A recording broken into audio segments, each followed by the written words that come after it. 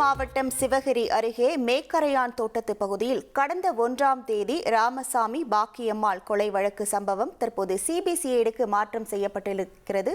முழு விவரங்களோடு இணைகிறார் நமது செய்தியாளர் சதாசிவம். வணக்கம் சதாசிவம். இந்த சிபிசிஐடிக்கு தற்போது மாற்றம் செய்யப்பட்டிருக்கிறது. இந்த கொலை வழக்கின் பின்னணி மற்றும் முழு விவரங்கள்.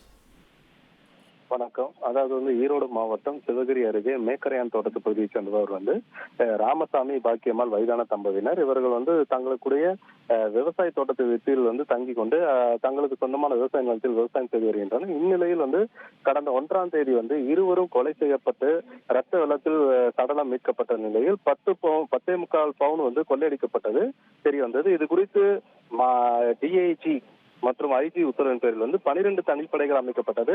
இது கடந்த 10 நாட்களுக்கு மேலாக 60 கிலோமீட்டர் சரௌண்டில் உள்ள சுற்றளவில் உள்ள சிசிடிவி காட்சிகளை தனிப்படை போலீசார் ஆய்வு செய்ததில் ஈரோடு மாவட்டம் அரசலூர் பகுதியைச் சேர்ந்த ஆட்சியப்பன், ரமேஷ், மாதேஸ்வரன் மற்றும் சென்னிமலை பகுதியைச் சேர்ந்த நகைக்கடை உரிமையாளர் ஞானசேகரன் ஆகியோர் இந்த கொலை சம்பவத்தில் ஈடுபட்டது தெரிய வந்தது.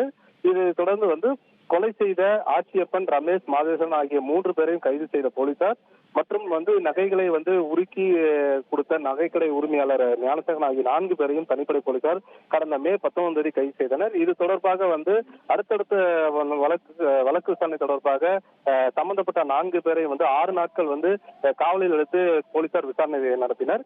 இது தொடர்பாக விசாரணை நடத்திய போது இந்த 3 பேரும் திருப்பூர் மாவட்டம் பல்லட அருகே சோமகவனபாளையத்தில் கடந்த 2023ஆம் ஆண்டு நிகழ்ந்த 3 பேர் கொலை வழக்கிலும் இவர்கள் தொடர்புடையது என தெரிய வந்தது. இதனால் சிபிசிஐடி போலீசாரும் விசாரணை நடத்தினர். தற்போது விசாரணை அதிகாரியாக ஏடிஎஸ்பி விவேகானந்தன் இந்த வழக்கில் தொடர்புடைய நிலையில் தமிழக அரசு தற்போது பல்லடம் கொலை வழக்கிலும் இவர்கள் தொடர்புடையது என தெரிய வந்ததால் பல்லட கொலை வழக்கை சிபிசிஐடி போலீசார் விசாரணை நடத்தி வரும் நிலையில் இந்த வழக்கு விசாரணைக்கு முன்னேற்றம் கருதி பல்லடம் கொலை வழக்கை விசாரிக்கும் சிபிசிஐடி போலீசாரிடம் இந்த வழக்கு ஒப்படைக்கப்பட்டுள்ளது. இதனால் இந்த பல்லடம் கொலை வழக்கை விசாரிக்கும் சிபிசிஐடி போலீசார் இந்த 3 பேரையும் கஸ்டடியில் எடுத்து விசாரிக்க உள்ளனர். இதனால் வழக்கு விசாரணையின் போது இன்னும் அடுத்தடுத்த தகவல்கள் வெளிவரும் என போலீசார் தரப்பில் தெரிவிக்கப்பட்டுள்ளது. உங்கள் விவரங்களுக்கு நன்றி சதாசிவம். உங்கள் தந்திவன் தொலைக்காட்சியில் யார் சனிக்கிழமை தோறும் இரவு 8 மணிக்கு காண தவறாதீர்கள்.